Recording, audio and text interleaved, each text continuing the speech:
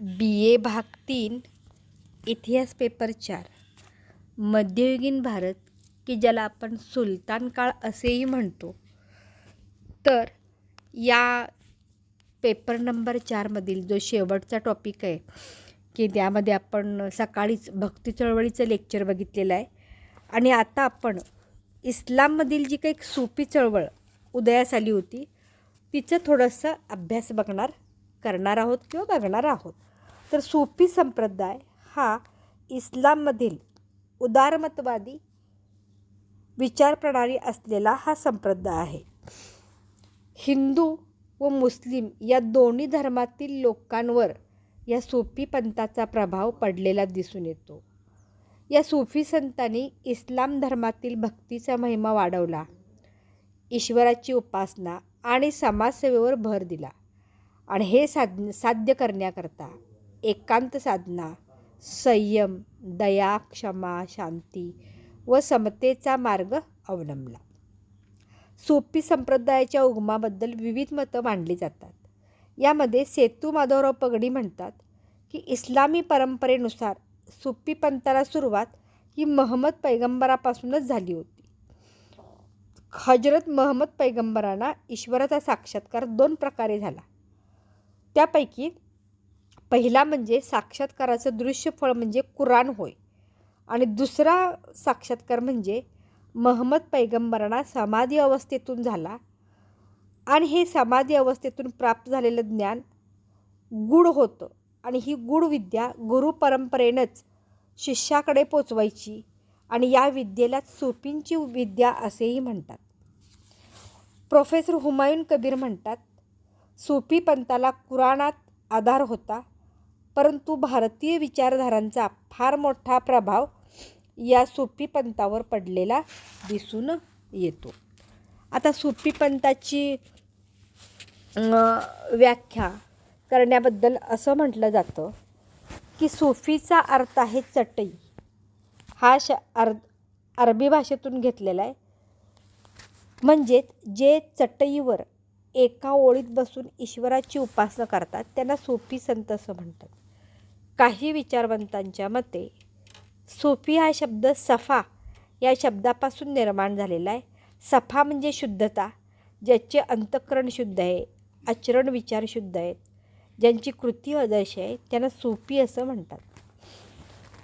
तर श्री गजाली यांनी या पंथाची व्याख्या करताना म्हटलं आहे, ज्ञान आणि सदाचार यांचा समन्वय म्हणजे सूफी होय.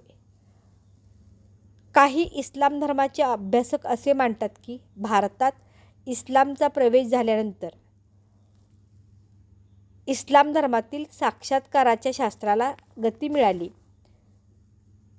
पंजाब प्रांत महम्मद गजनीच्या ताब्यात गेल्यानंतर सूफीचा प्रभाव निर्माण झाला आणि लाहोरचा अली बिन उस्मान अलहुजवैरी उर्फ दाता गंजबख्श हा भारतातील सूफी पंथाचा जनक समजला जातो. सूफी पंथाचे तत्त्वज्ञान लक्षात येण्यासाठी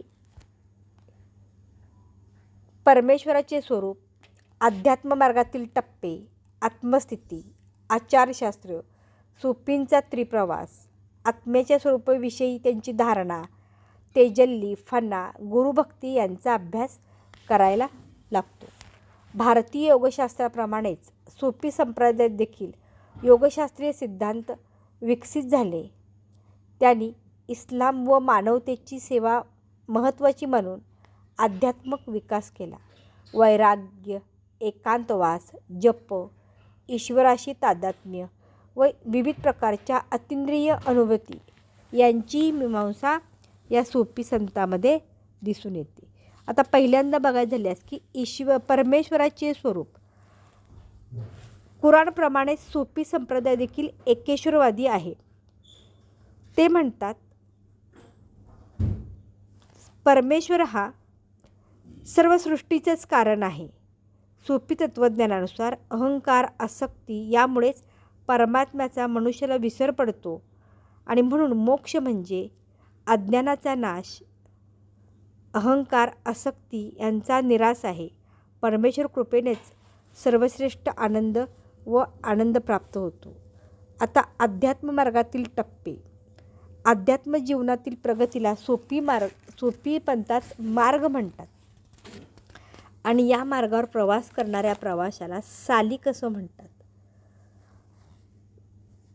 परमेश्वराचे ज्ञान मिळवण्यासाठी 7 टप्पे पार करावे लागतात. यामध्ये सेवा, प्रेम, निवृत्ती, ज्ञानप्राप्ती किंवा ध्यानधारणा, परमेश्वराच्या स्वरूपाचे पूर्ण ज्ञान आणि परमेश्वराच्या स्वरूपामध्ये विलीन होणं. यानंतर आत्मस्थितीच्या अवस्था. परमेश्वराची प्राप्ती करण्यासाठी जसं 7 अवस्थेमधून जावं लागतं, तसं मनुष्याच्या आत्मस्थितीचे देखील 7 टप्पे सांगितले आहेत आणि या टप्प्याला मुक्कामत असे म्हणतात. तर पश्चाताप, मतांतर, त्याग, परमेश्वराला शरणागती, संतोष, कृतज्ञता आणि 7वा मुक्काम आहे तो म्हणजे त्यांच्या शब्दाला रजा, म्हणजेच ईश्वरी इच्छा हीच आपली इच्छा बनवणे होय. आता सूफींचे आचारशास्त्र. निर्गुण निराकार परमेश्वर किंवा परमात्मा उतरून मनुष्यामध्ये प्रगट होतो. तो या खाली उतरण्याच्या क्रियेला सफरुल हक म्हणतात आणि मनुष्य झाल्यानंतर पुन्हा परमेश्वरामध्ये विलीन होण्यासाठी जो काही प्रवास आहे त्याला सफरुल अबद असं म्हणतात. आणि यासाठी तो म्हणजेच जो मानवामध्ये परमेश्वर आलेला आहे तर तो पुन्हा परमेश्वरामध्ये विलीन होण्यासाठी 4 मार्ग आहेत. त्यामध्ये शरीयत, मलकूत, जबरूत आणि लाहूत. म्हणजेच शरीयत म्हणजे धर्माचरणाचे पालन करणे, दैवी आशीर्वाद मिळवणे, सिद्धींची प्राप्ती करणे आणि लाहूत म्हणजे परमेश्वरामध्येच विलीन होणं होय. आता सूफींचा त्रिप्रवास हा म्हणजे परमेश्वरापर्यंतचा प्रवास, परमात्मा रूपात प्रवेश करून घेणं आणि शेवटी परमेश्वराच्याच रूपामध्ये विलीन होऊन जाणं. यानंतर आत्मेच्या स्वरूपामध्ये जो 2 प्रकारचा आत्मा असतो. एक तरी पूर्णपणे काम, क्रोध, मद, मत्सर इत्यादी विकार असलेला, त्याला नफस असं म्हणतात. मग ते जो नफस आहे त्या आत्म्यामध्ये जे काही काम, क्रोध, मद, मत्सर आहे ते घालवून त्याचे रूपांतर पवित्र म्हणजे रूह अशा आत्म्यामध्ये करणं आणि हे सूफींचं ध्येय आहे. यानंतर तेजल्ली म्हणजे प्रकाश. या इस्लामच्या तत्त्वज्ञानात अद्वैत किंवा एकतेवर भर दिलेला दिसून येतो. आणि यानंतर पुढचं आहे फना म्हणजे नष्ट होणे, ममत्वाचा नाश होय आणि परमेश्वराच्या चिंतनात मग्न होणे. आणि शेवटची आहे गुरुभक्ती. सूफी पंथामध्ये गुरुभक्तीला अत्यंत महत्त्व आहे. परमेश्वराची प्राप्ती करून घेण्यासाठी गुरु असणं अत्यंत आवश्यक आहे. सूफी गुरुला शेख, पीर किंवा मुर्शिद म्हणतात, तर शिष्याला मुरीद असं म्हणतात. जो गुरुकडून उपदेश करून घेतो त्या विद्यार्थ्याला बैत असं म्हणतात. गुरु देखील आपल्या शिष्यामध्ये अध्यात्माची जाणीव निर्माण करून देतो आणि आपली आध्यात्मिक शक्ती शिष्याकडे यावी म्हणून प्रयत्न करतो. त्याला तवज्जो असं म्हणतात. गुरुभक्तीमध्ये गुरु सांगेल ते करण्याची तयारी शिष्याने ठरावी, शिष्याने ठेवावी लागते. यानंतर पीर म्हणजे सूफी संत वा गुरु आणि त्याच्या समाधीची जागा म्हणजे दर्गा होय. दर्ग्याची यात्रा म्हणजे जिरायत किंवा पीराच्या किंवा गुरुच्या पुण्यतिथीनिमित्त जी यात्रा भरते त्याला उरूस असं म्हणतात. आणि अशा प्रकारच्या मुस्लिम गुरूंचे दर्गे भारतात ठिकठिकाणी आढळतात. तर भारतामधील राजस्थान प्रांतातील अजमेर या ठिकाणी असलेला ख्वाजा मुइनुद्दीन चिश्ती यांचा दर्गा जगप्रसिद्ध असलेला दिसून येतो. सूफी संतांच्या अनेक संप्रदाय आहेत. त्यामध्ये चिश्ती संप्रदाय असेल किंवा कादरिया संप्रदाय असेल, नक्षबंदिया संप्रदाय असेल किंवा शादविलिया संप्रदाय असेल. पण भारतामध्ये चिस्ती पंथ मोठ्या प्रमाणात दिसून येतो. तर मोइनुद्दीन चिस्ती हे प्रमुख आहेत या पंथाचे. यानंतर चिस्ती पंथामध्ये हमदुद्दीन नागोरी, बाबा फरीदुद्दीन, ख्वाजा बंदे नवाज उर्फ गेशुदराज, शेख निजामुद्दीन औलिया हे देखील चिस्ती पंथातील अत्यंत महत्त्वाचे संत होत. डॉक्टर युसूफ हुसेन म्हणतात, निजामुद्दीन औलिया यांचे प्रभावी व्यक्तिमत्व आणि विस्तृत धार्मिक दृष्टिकोन यामुळे हिंदुस्थानात चिस्ती संप्रदायाचा प्रसार वाढला आणि त्यांची लोकप्रियता दृढमूल झाली. आता सूफींचा प्रभाव आणि कार्य याकडे बघत असताना सूफी संतांच्या विचारांचा आणि कार्याचा प्रभाव हिंदू मुस्लिम या दोन्ही समाजावर खूपच पडलेला दिसून येतो. डॉक्टर अवध बिहारी पांडे म्हणतात, सूफी संतांचे जीवनचरित्र निर्मळ असल्याने त्यांना मुस्लिम समाजात खूप आदर होता. किंबहुना राजापासून ते रंकापर्यंत सर्वच जण त्यांची सेवा करण्यात स्वतःचे भाग्य समजत असत. सूफी संतांनी हिंदू धर्मातील तत्त्वज्ञानाचा सखोल अभ्यास केला. अनेक चांगल्या हिंदू परंपरा, रीतिरिवाज स्वीकारले आणि त्यामुळेच हिंदूंच्या मनात मुस्लिमांबद्दल असणारी तिरस्काराची भावना कमी होण्यास मदत झाली आणि हिंदू मुस्लिम समन्वय साधण्याचे काम या सूफींनी केले. उदाहरण द्यायचं असल्यास सिंधमधील करीम शाह याने वैष्णव संतांकडून दीक्षा घेऊन अजन्म ओम या मंत्राचा जप केला. तर शाह लतीफ या सूफीने मुस्लिम अत्याचारांपासून हिंदूंचे रक्षण केलेले आढळते. सूफींच्या या कार्याला भक्ती चळवळीचाही हातभार लागलेला दिसतो.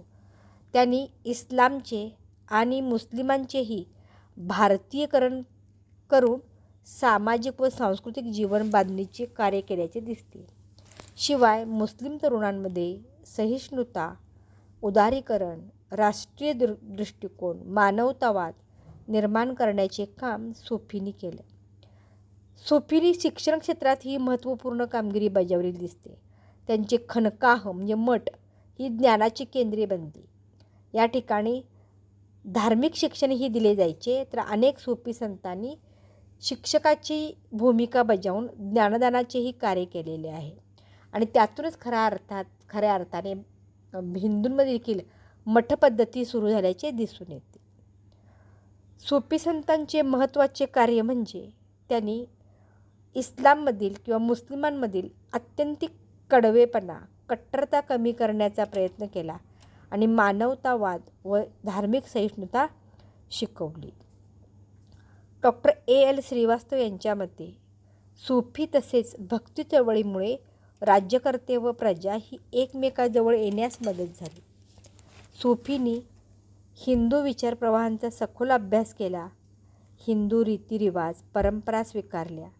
त्यामुळेच कट्टरता कमी होऊन सहिष्णुता निर्माण झाली. पण काही इतिहासकार म्हणतात की याच गोष्टीचा फायदा घेऊन त्यांनी अनेक हिंदूंना मुसलमान बनवले, मुस्लिम धर्माची दीक्षा दिली. हे सांगताना सेतुमाधवराव पगडी म्हणतात, सूफी संतांनी तत्कालीन मुस्लिम राज्यकर्त्यांशी घनिष्ठ संबंध राखले, राजकारणात सक्रिय भाग घेतला, स्वतः ग्रंथ लिहिले, उत्तम शिष्य तयार केले. म्हणजे एकूणच हिंदुस्थानातील इस्लामी वर्चस्वाला स्थैर्य प्राप्त करून दिले. मोइनुद्दीनच्या प्रयत्नाने अजमेर प्रांतात, फरीदुद्दीनच्या प्रयत्नाने पश्चिम पंजाबात, बू अली कलंदरच्या प्रयत्नाने पूर्व पंजाबात, मुंतजिबोद्दीन आणि बुरानुद्दीन यांच्या प्रयत्नाने दक्षिणेमध्ये हजारो हिंदूंना मुस्लिमांची दीक्षा देण्यात आली. थोडक्यात काय, मुस्लिम राजकारणात मुस्लिम सत्तेच्या हद्दी विस्तृत करण्यात सूफींची योगदान किंवा सूफींची कामगिरी महत्त्वपूर्ण दिसून येते. सूफींनी भारतात मानवतावादी हिंदू मुस्लिम समन्वय साधण्याचे कार्य केले की ज्यांच्यामुळे इस्लामी प्रसाराचे कार्य शांतपणे भारतात घडून आले व इस्लामी राजवटीला स्थिरता प्राप्त झाल्याचे दिसून येते. थँक्यू.